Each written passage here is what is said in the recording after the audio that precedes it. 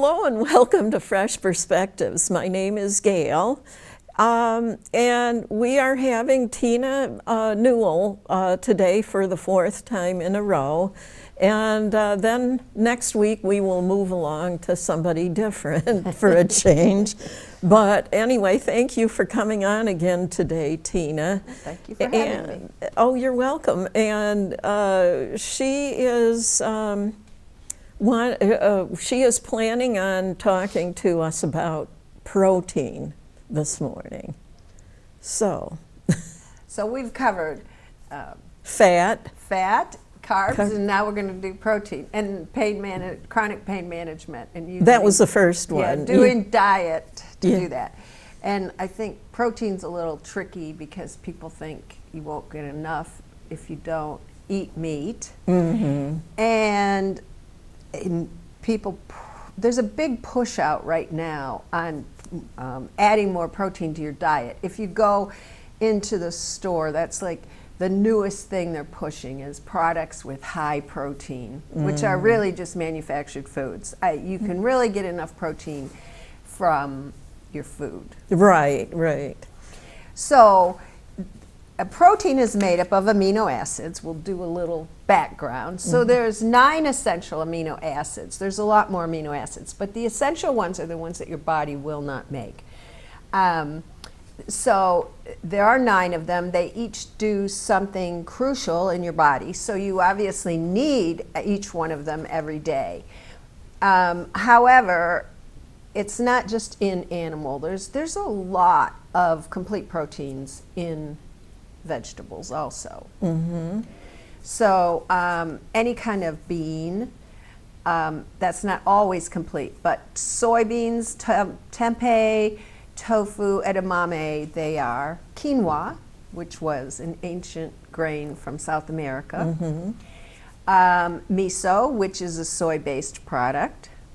It's kind of like a bouillon, I guess is the way you describe it. It's a bouillon made with soy. Yeah. And it adds that umami flavor to things. It's really a kind of a nice drink, like a broth too. Hemp seeds, hemp and buckwheat and chia seeds. Mm-hmm. Those things are all complete proteins that are not animal based. Fish, poultry, eggs, dairy, pork, beef, lamb, goat, all that stuff. All the animal is also complete protein. But there's a lot of protein in that we get from just our diet naturally that's not meat. Right. I mean, I quit eating meat. I haven't had any meat to eat. It's been 50 years. Mm-hmm. So, and that included fish and poultry. Do you eat eggs though? Usually not. But obviously I've never had a deficiency of protein over the years. I eventually also gave up dairy, and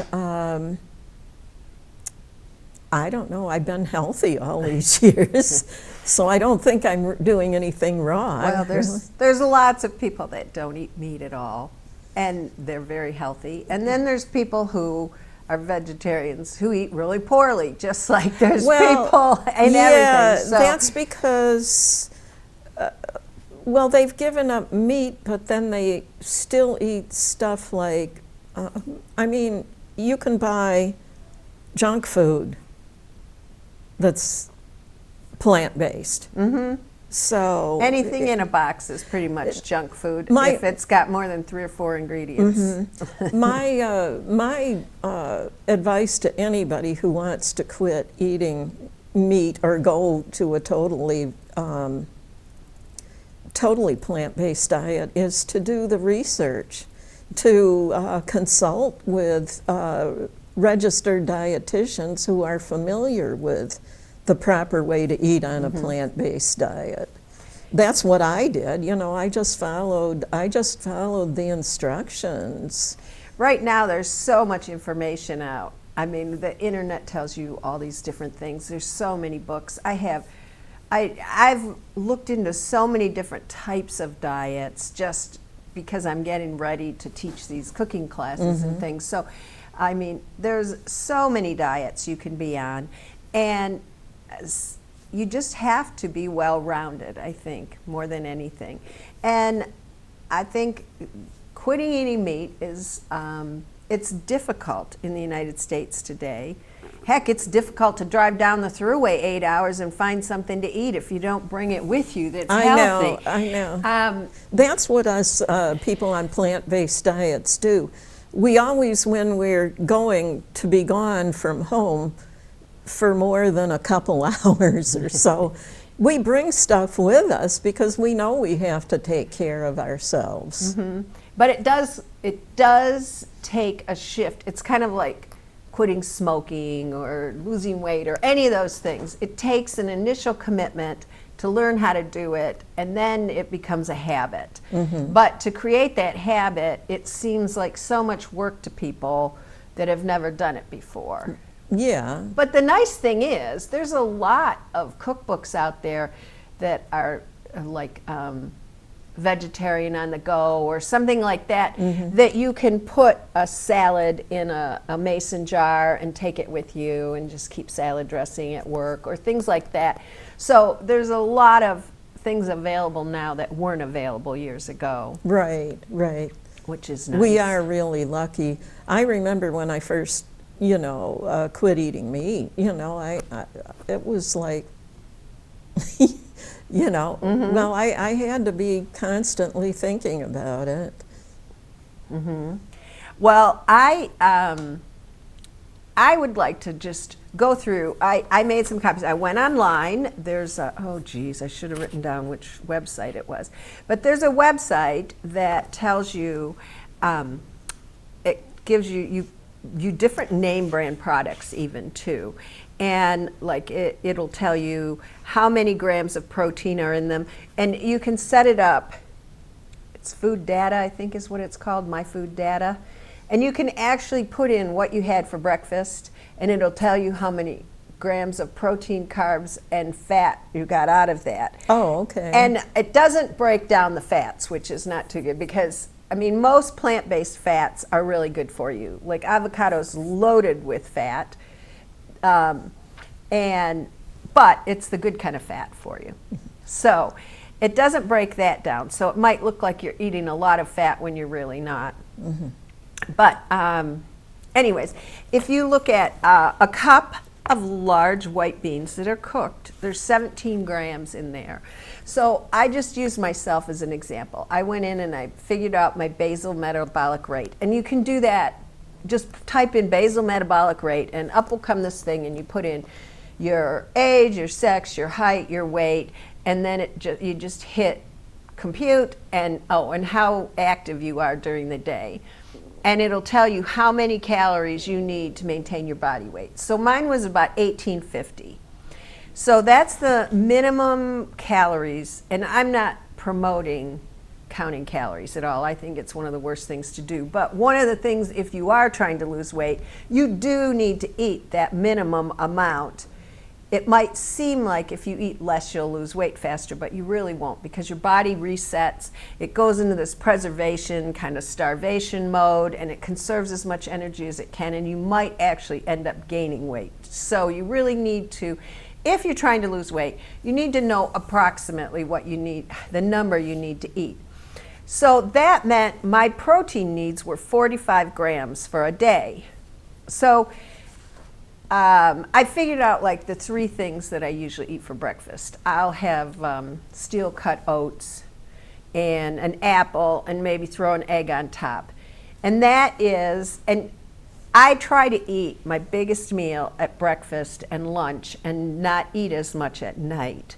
So that is, oatmeal, apple, and egg are 450 calories, and I got 19 grams of protein out of that.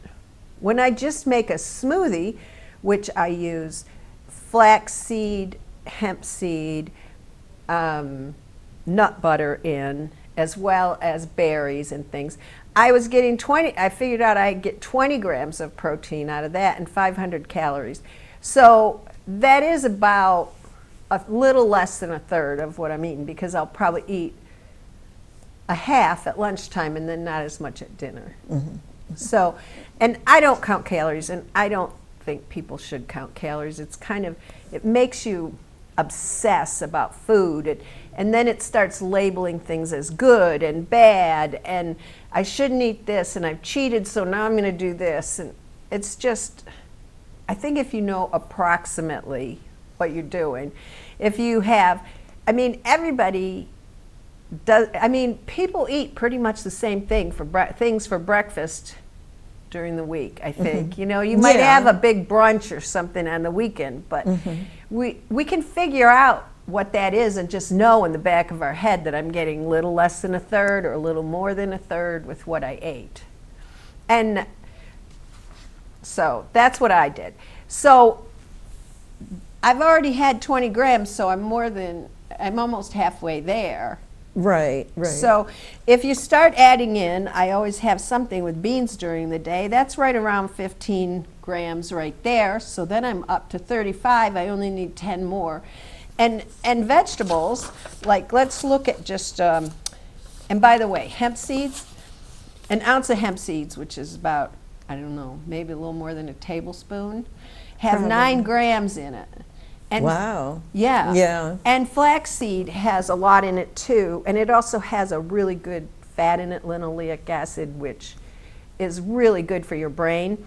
So I keep a seed mix. I'll put some hemp seeds and some flax seeds and maybe some chia seeds or a couple other kinds of seeds, and I'll sprinkle that on a salad if I have it, or on vegetables, or all sorts of things like that. And that increases, well, I do it for health reasons more than protein, but it is increasing your protein as well. Right. So, and let's see if I can find, lima beans. Beans are all high, so they're all going to be 10 grams or above. Soybean sprouts are 13 grams. Sprouts are really high in protein because they have to feed the seed. Raw green peas, a cup of peas, are 7.9 grams. Now, most of us don't sit there and eat a cup of peas, but a half a cup of peas with a couple beets, with a couple other sides of vegetables, and you're getting 10 grams right there in a meal from vegetables.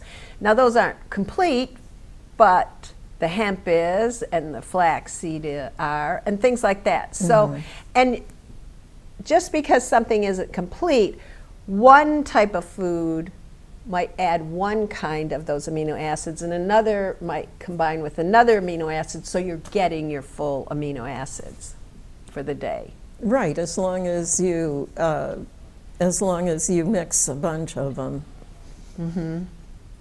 So when you were learning, did you work with the dietitian on protein? I did not. I was only 25 years old when I quit eating meat.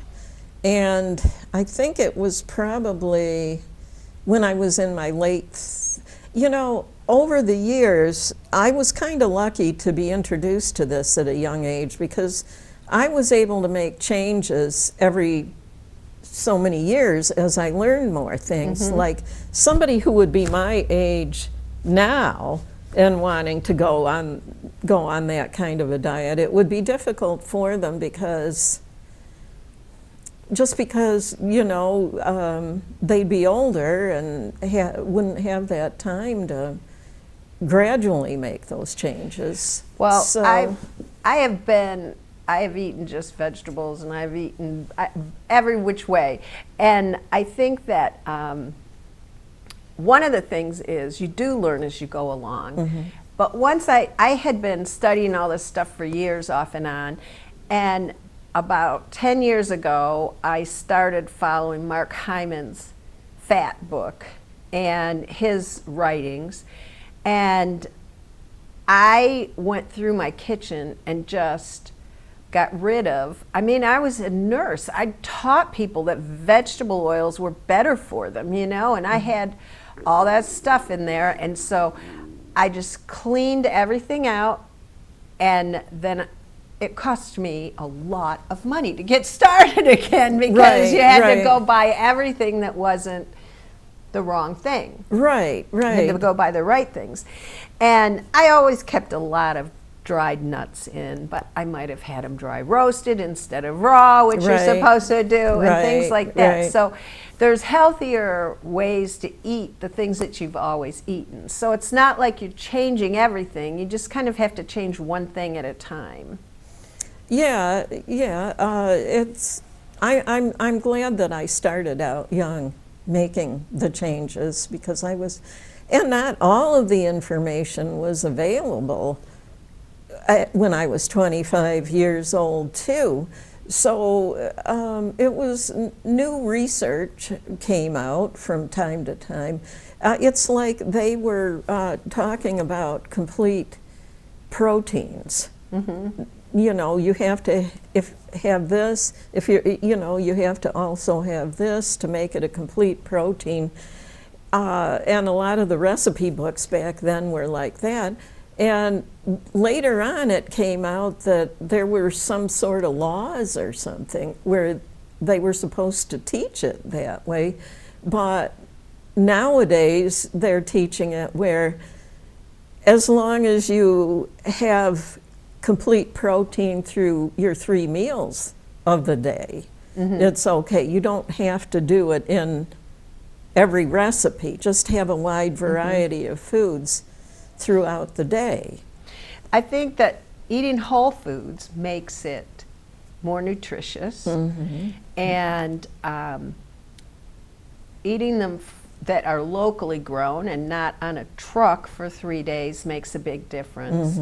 So I just try to follow these rules about proteins, choosing protein. If you choose to have beef and dairy, it should be pasture raised and pasture finished.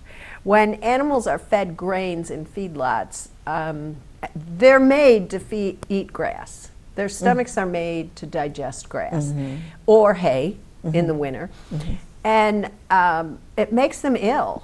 Yeah. And it can't be good for us to eat an animal that was ill because it was finished in a feedlot. Well, that's the way I feel about it. And a lot of people, without realizing they're doing it, because the food industry is not informing them of this, that a lot of people are actually eating animals or their byproducts from animals that were not healthy. Yeah. I think that a lot of stuff has changed in the last 2 or 3 years, and a lot of stuff hasn't. What has happened is there are a lot more farmers doing pasture raised and healthier animals, I think. And they're worried about their soil and building their soil up and using biodynamic farming methods and organic and that. But the industry is still trying to sell people on low fat. Anything that's low fat it's manufactured. It's produced in a factory.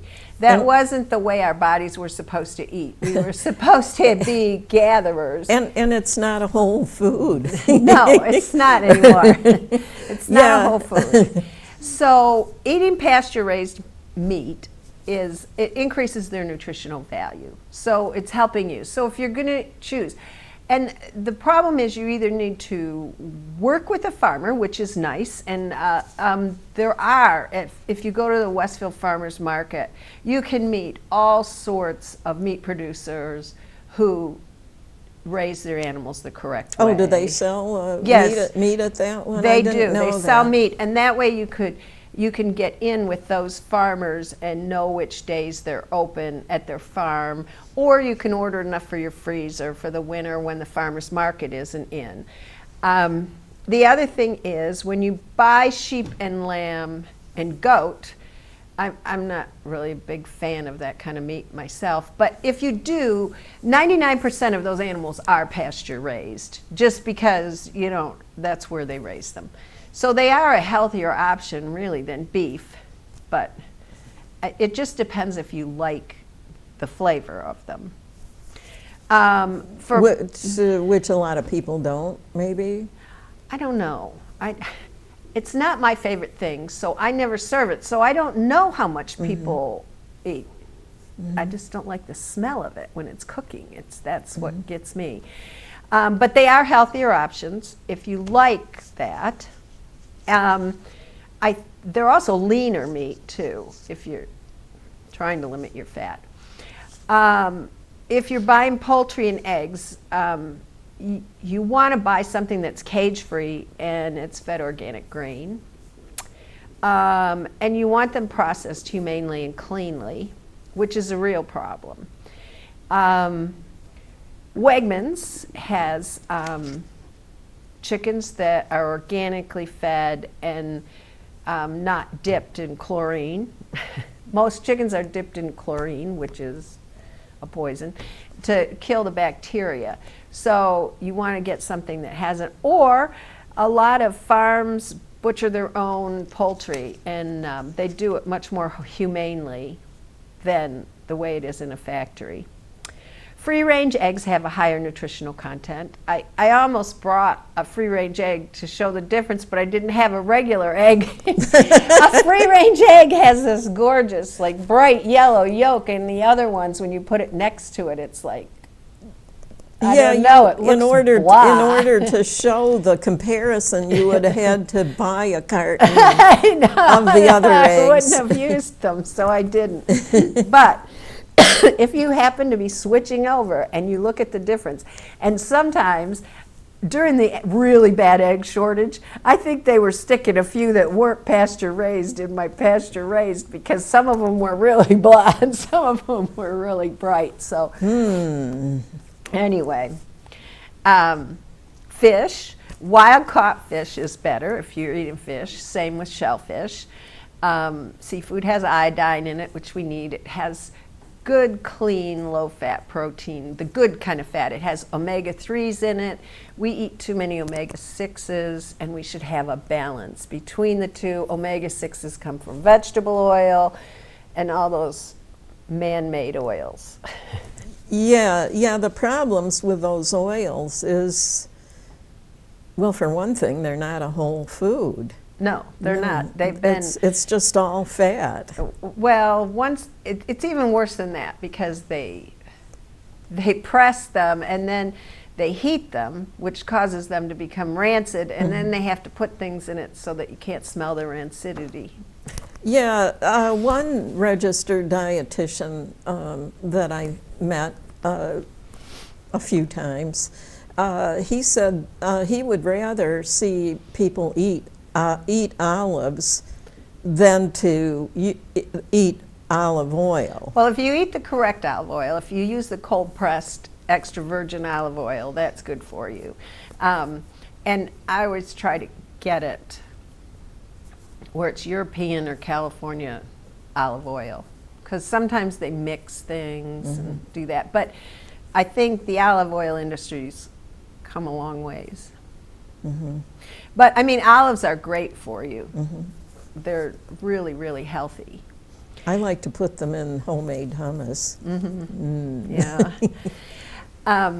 The other kind of protein is beans, and beans have all that good fiber in it. And when we talked about gut health and carbohydrates before, beans are really great. They're prebiotic, probiotic. They feed all that healthy gut bacteria, which help your brain stay healthy, which help your heart stay healthy, which keeps everything moving. You don't get clogged up. So beans are really important. But I think when you start eating beans, you got to start slow and add every day a little bit. I did want to say something about soy, because I think we need to look at, when we're buying soy products, we need to really look at what's in, where they're made. And Monsanto and Cargill have really manipulated the soybean market recently in the last 15, 20 years. They've made it so that they have GMO'd it, so most of the seeds are GMO, and they have somehow put some kind of a copyright thing. It's not called a copyright, though, when it's a plant. Anyways, farmers are no longer allowed to save their own soybean seeds. They have to buy it from Monsanto, and they've made it so that it's Roundup ready. Oh, so yeah. The soybeans that you have to buy from them if you're planting huge things of soybeans it's already designed to be sprayed with Roundup and not die. So Oh, that can't be yes, very good for you, and yes. Roundup has been proven to cause cancer. So, Right, and in right. fact, most of the European Union, you're not allowed to use it anymore. Well, actually, I read a book a few years back, The World According to Monsanto, and the person that wrote the book was somebody that was not working for Monsanto, but did a lot of research, went all over the world, you know, and she said that technically, when a person is if you're going to use Roundup, you're supposed to wear hazmat clothing in order to keep from poisoning yourself. Yeah. So, There's a lot of sick farmers from using it all these oh, years. right. And yeah. that's like what we know about soy. So to me, you have to be really careful when you're buying tofu and soy products. They're a little iffy to me. You have to really make sure that they're so full of great protein, and you can do so many things with them. But I think you need to buy something that's GMO free and also organic, because I just wouldn't trust anything else. Right, right. I mean, a lot of people are eating edamame now because it's so healthy and it's a great snack. Geez, even bars are selling it now to go with beer. Are they really? Yeah, some of them. So, and I think everything that can be said about soy can be said about corn. I mean, Monsanto and Cargill were these two huge competing giants in food production, and I mean, they're essentially huge corporations running our food system, and they've done pretty much the same thing with corn. I mean, it's not to the extent of soybeans, but corn has been GMO'd, and they've got all this super sweet corn that doesn't even taste like corn to me. I like the old-fashioned ones, you know, that you have to use that day after you pick them, or the next day, or else they don't taste well. But I mean, all of our grains have been manipulated as well. So if we stick with the old-fashioned grains and buy the organic, I think that's safer. Even definitely. flours. And Definitely. As soon as you do anything to anything, it's not a whole food anymore, really. yeah. And I wanted to talk a little bit about protein powders too, because that's something Right. that people are really pushing. And I know some people need more protein if they're an athlete and all that, but most of us do not need those protein powders. No. But I think from what I've read, if you're going to use one, I guess the protein powder in peas are the best one. But you really shouldn't need it. If you look at, okay, an ounce of raw peanuts has 7.3 grams of protein in it. And I tend to be like, while I'm cooking and before I'm eating, instead of just eating a snack, I'll just grab a handful of nuts. I mean, almonds, an ounce of almonds has 6 grams in it. And I mean, there's just huge amounts of protein in nuts, and you can add them to things. If somebody in your family isn't really a nut person, you can add them in things. Yes, yes, yes. Yeah, somebody, one nutrition expert one time told me that not just protein, but if you eat 12 raw almonds, which is what we do at our house now in the mornings at breakfast, is we eat 12 raw almonds, of course. We always get them raw. 12 raw almonds, she said, should give you your calcium for the day. It's also full of fiber too, and it's also really good for your gut bacteria. So if you look at these, we were designed to use whole foods. Our bodies were designed to use whole foods. And the food has been manipulated to the point where our body can't use what we're being sold. I mean, really, they're selling us a bill of goods. And so you really just need to eat real food that's healthy. And I don't think there's that many rules about it. I mean, I've read all these books, so sometimes it seems more complicated than it is, but it really isn't. You want stuff that's pasture raised, pasture finished, organic food fed to it, or someone who's taking care of the soil. You want to know that you need to eat the colors of the rainbow every day in vegetables so that you get your fiber. But I don't think that we really understood or were ever taught how much protein there is in any kind of vegetable or fruit other than beans. That's what we've always been told. I think a lot of people don't think that there's protein in vegetables for some reason. Does it say anything about proteins in fruit in your information? Oh, I think I had put in fruit and vegetables. Let's see. Okay, a cup of cauliflower has 2.1 grams. Let's see. Fruit is on the lower end, I think. Let's see if I can get towards the end. Maybe I just put in vegetables now that I'm looking at it. Oh, maybe. Well, yeah. I just kind of wondered because I've heard from certain experts that all plant foods contain protein. Fruits probably do, but it's probably not a lot or something like that. Fruits have such good, one of the things that fruits has, it just has, if you eat berries especially, and wild blueberries are great, and you can buy those at the store frozen and put them in your smoothie or in anything, you know.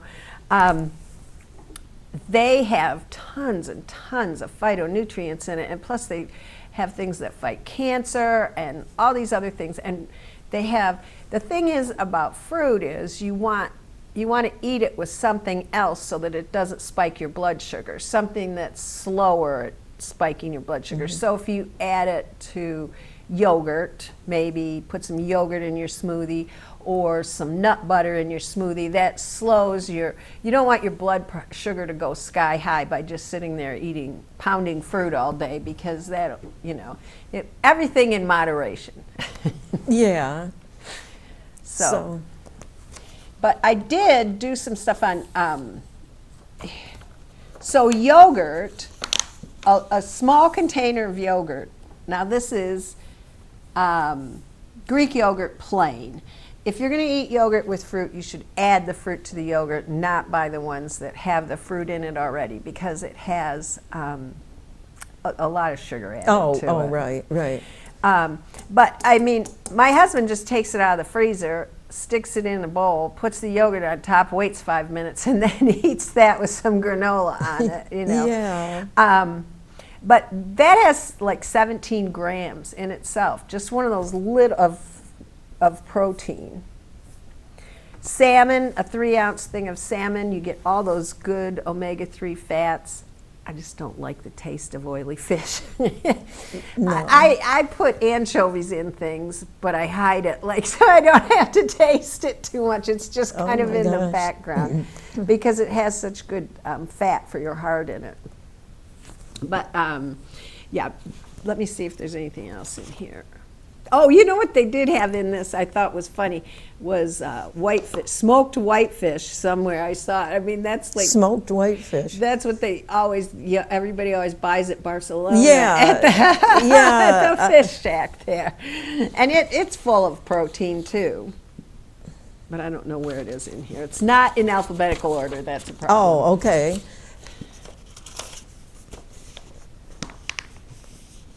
And tuna has problems too, because it's any large fish, you're better off eating a smaller fish, because the larger the fish, the more contaminants they've eaten in all the smaller fish they've eaten.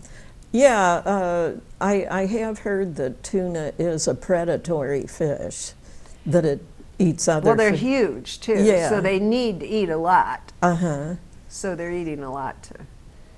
I mean, you don't think of tuna as being a big fish because you're used to seeing it in a little teeny can. I know. So. But apparently it's quite exhilarating to try to catch one. I suppose it probably I guess is. they're fighters. I don't know. Although most of them are caught in nets now.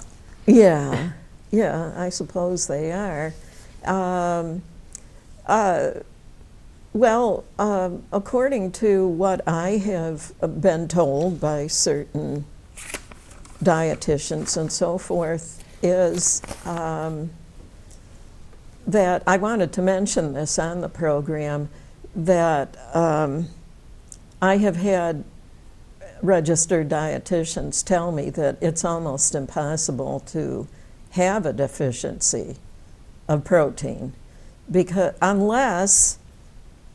there is protein in just about anything you can eat, but it can happen if you have an eating disorder like anorexia, meaning you're not eating enough food, period, or people that are like drug addicts and like that is what I was told. So, Well, any kind of disease like that is going to rob you of nutrients. Any kind of toxins like drugs or alcohol or anything like that is going to rob your body of nutrients. probably smoking too. Yeah, but the one thing that when you're talking about protein, there are certain diseases like kidney failure. People have to really limit their protein because their kidneys aren't functioning and they're not getting rid of it. And they have to really, I mean, there's a lot of people on specific diets for a specific disorder, but I'm talking in general, just the everyday person walking down the street that takes a high blood pressure pill. They're probably not suffering from a deficiency of protein. They might be eating the wrong fats, though. Yeah. Yeah, it's a pretty interesting subject, isn't it?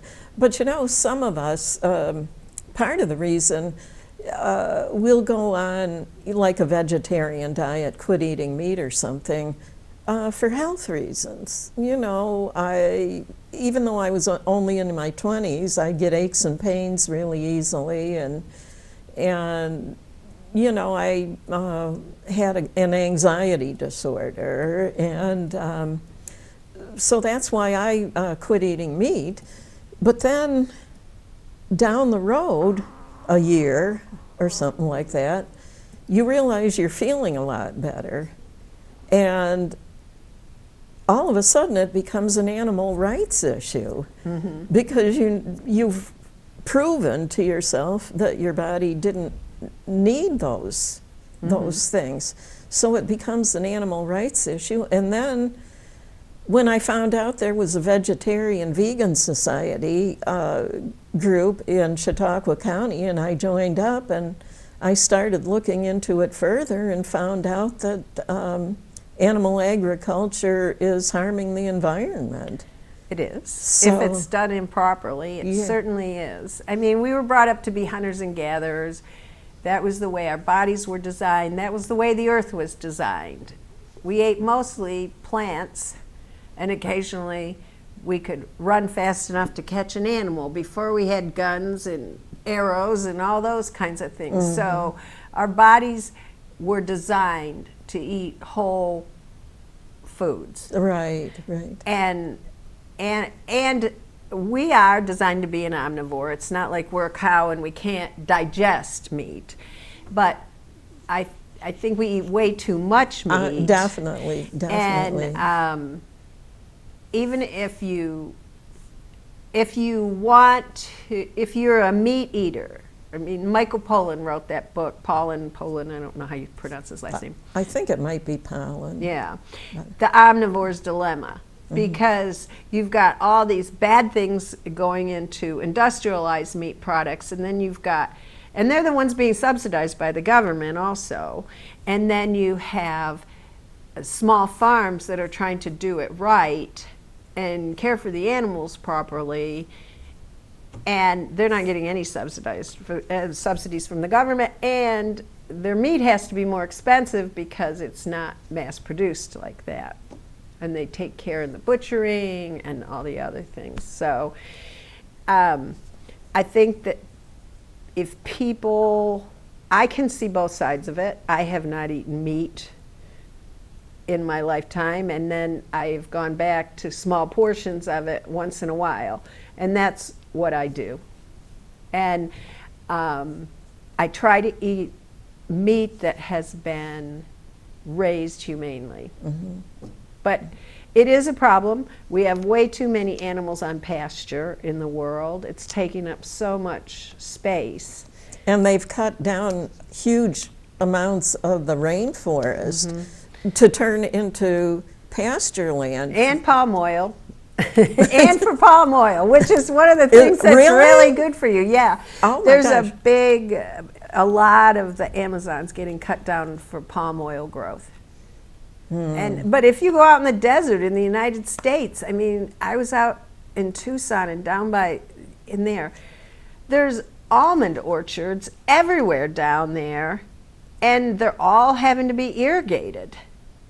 And almonds take lots and lots of water. So it's not just a problem with agriculture and meat. It's a problem with agriculture in general. People want, I mean, yeah, the temperature's great for growing almonds, but there's no water. So that's what the big fight about the Colorado River is. Everybody wants a piece of the Colorado River for their agricultural needs, whereas maybe it would be better to grow them somewhere where there was more water. Yeah. Just fields and fields of lemon trees and orchards and no water. It's crazy. Oh my gosh. So are they, where are they getting their water from? Colorado River. Oh, really? And the Sonoran Desert gets 6 inches of rain a year. Does it? It gets the most of any desert, I think, if I remember my data correctly from going to around out there. But yeah, the Sonoran Desert happens to get 6 inches of rain. That usually comes in monsoon season, so it comes all at once and floods everything. And out there, instead of building a bridge, they just put a big sign up that says, "Don't cross if there's water here." You know, we are so lucky to live in the part of the country where we live. We are. Because we do not have a shortage of water around No, we don't. here. As long as we can keep people from trying to ship it elsewhere and make money off of it, Right, which right. people continually try to do. I think that people have tried to take our water away from us. Few years back, when I was interviewing some ladies from the Chautauqua Women's Club, and one of them was Kelly Heimbaugh, the president of the Women's Club, and she arrived before the other ladies did, and I somehow the subject came up, and she's saying that this part of this state, not like she's saying like New York State, she's heard is supposed to be the best place in the whole country to live. Well, I believe that. I don't know if anybody else does. She lives in Connecticut, but I think she'd like to move, the rest outside of the summer season. But it's really hard to make a living here, though. people come here in the summer and they say, "Oh, what do you do all winter? You live here all winter?" And really, people my age are moving back here that left here. And they sold a house, and they're buying a house here, and they're retiring here, but they don't have to work here. I mean, it's really, there's not a lot of ways to make money around here. So it's mainly retired people that have moved away and come back. That's who I'm seeing. And I mean, look at all the empty houses and things. I mean, we're just kind of like a job desert or something here, I mean, it's really difficult. All the factories that were there when I grew up in Jamestown and Dunkirk are pretty much all gone. Yeah. There's very few of them left. There was Kling's factory here in Mayville, and that's gone. There's not too much. There's not as much going on in Westfield as there used to be that way. They used to. No, but Westfield seems to be attracting a lot of retirees that grew up there, and it seems to be really booming over there. Well, they have a lot of gift shops and antique stores over in Westfield. And they have the wineries. Yeah. They have some restaurants, and and it's flat if you bicycle. So you don't have to pedal your way up the hill. Yeah, as long as you don't have to come to Mayville. But no, I love living around here. I like the change of season, but everybody will say, oh, the snow, and bemoan the snow. But I kind of like it. I like the 4 seasons. Yeah. And now this time of year, it's getting a little old. You know, when you, I guess down in Florida, it gets muggy here in the Mayville area in the summer. Sure. But I guess it's my understanding that places like Florida, it's way worse with the humidity.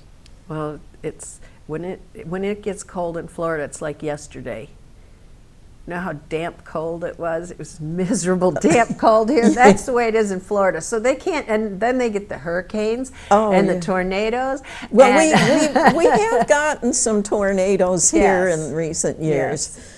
But even Ann Dinshaw from the American Vegan Society, she's like a part-time Chautauqua County resident, but the rest of the time she is in New Jersey, which is where the American Vegan Society is based. And she told me that when she happens to be here, when it's muggy here, she has to laugh at our locals who complain about the humidity, because she says the humidity is way worse in New Jersey than it is here. Well, probably it's because humid. The whole East Coast is humid. It's not a desert. It's a temperate rainforest. That's what it was. So when it gets muggy, it gets muggy. I mean, and it's what it is. But we have a great growing area, and we used to have lots of farms here. I mean, we had lots of dairy farms here for years. And if you go down south of between Rochester and Syracuse, Rochester and Albany, in the center of the state, I drive past there all the time. There's still a lot of farms there, but a lot of them have changed over to be sustainable farms. And around Ithaca, there's lots and lots of sustainable agriculture. With Cornell there, it's really exciting to see it happening. It's too bad that the government hasn't bought into promoting sustainability as a lifestyle. I know. With any kind of agriculture, whether it's animal or the other. It seems like there's a lot of lobbying and a lot of things that go on with labels and how you're allowed to label things. I know. That make it so difficult to decide what to eat. I know.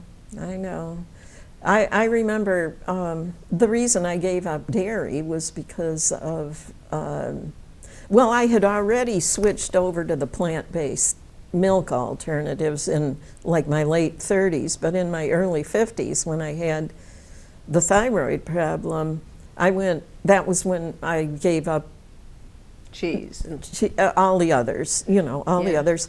And it would be, you go in the groceries store, you make a change like that to where you've gone from being vegetarian to being totally plant-based all of a sudden, and you're doing it because you're trying to cure yourself of this health problem, and you go in there and then you start feeling jealous, you feel confused. Now what can I buy? Like you have trouble deciding what to buy. And then I'd be kind of feeling jealous of the people that were just going in there and buying whatever they wanted. And then I had to remind myself, those are the people who are having to have all of the surgeries and this and that and the other thing for all of these different health problems.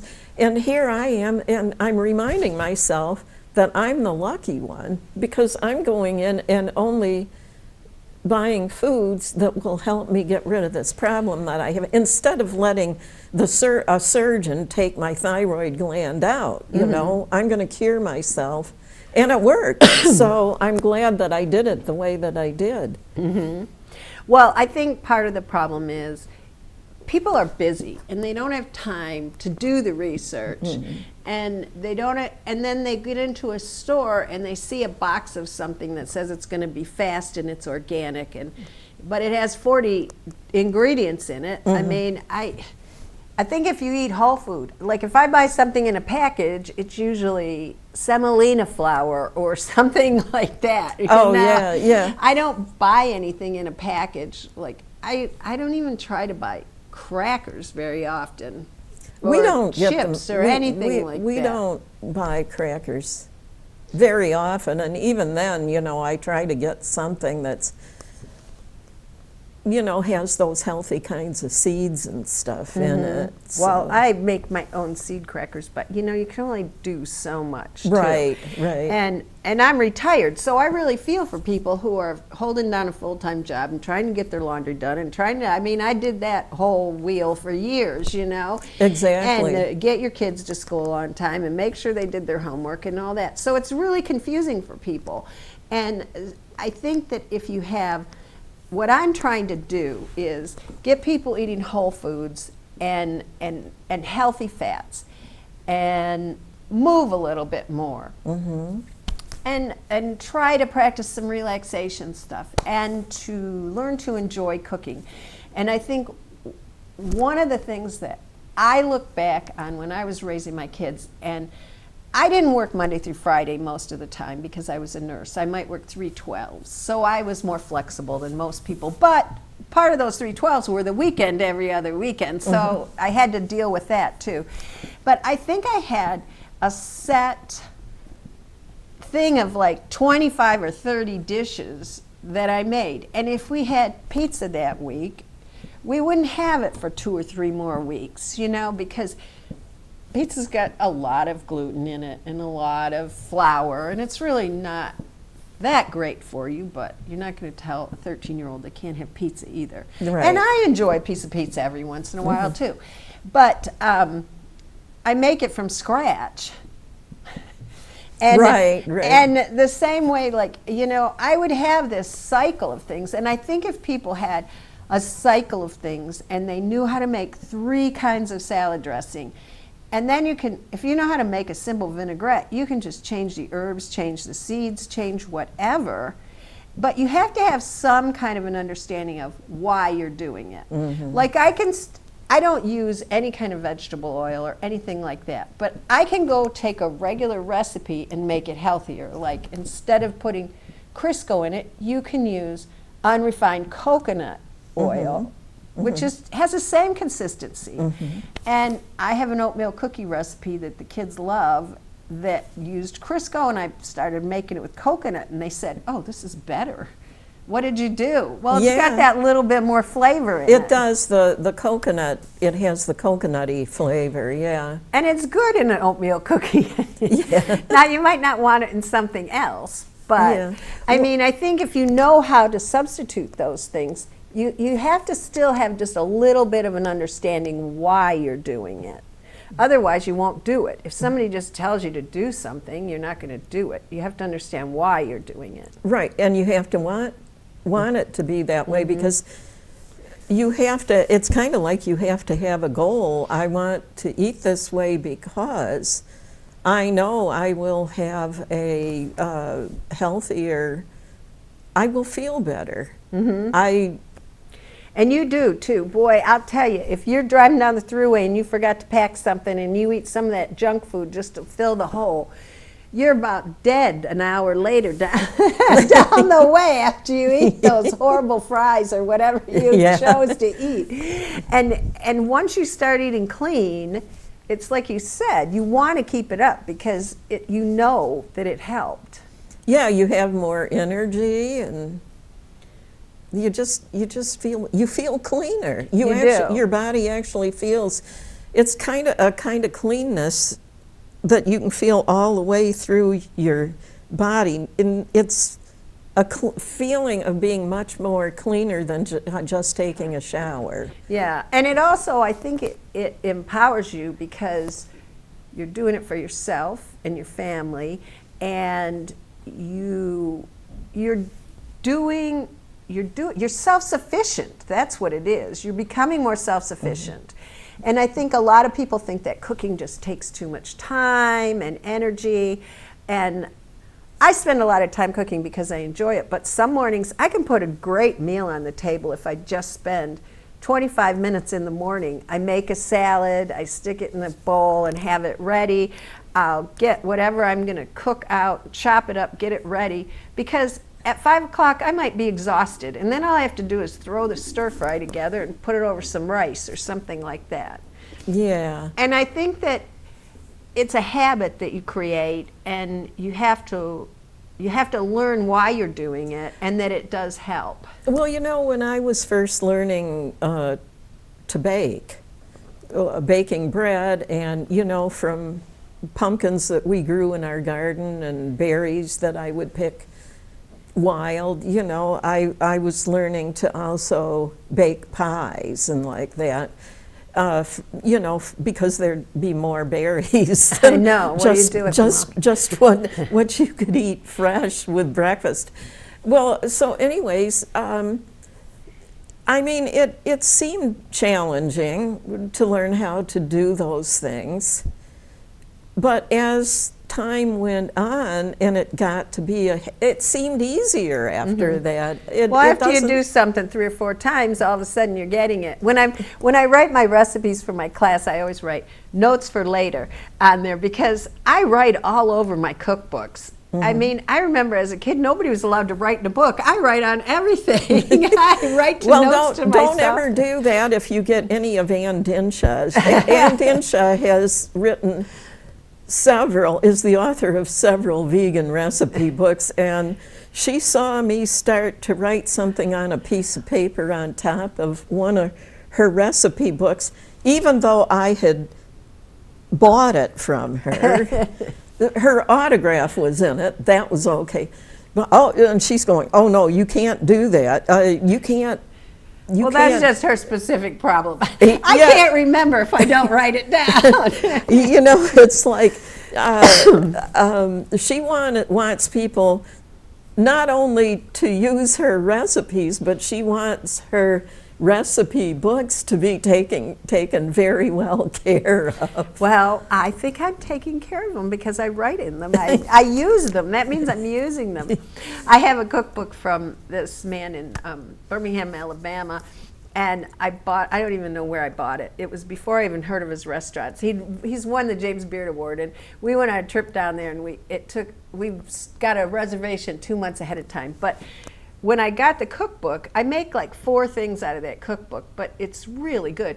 And we'd gotten a puppy, and the dog chewed the whole cover of it. So I brought the book with us for him to sign, all chewed up like that down there. But he wasn't there that night. I was so bummed. Oh no, so he never actually saw your... No, but somebody thought it was so funny. He goes, I'll have him sign it and send it back to you. And I said, oh no, I don't want to lose the cookbook. I don't want it to get lost. Well, I hate to say it because it's so much fun talking about all this stuff, but we've come to the end of another episode of Fresh Perspectives. Thank you for appearing again today, and you're always so well prepared and everything. And I will see those of you in the viewing audience when I do the next episode, which, believe it or not, will be another person besides Tina.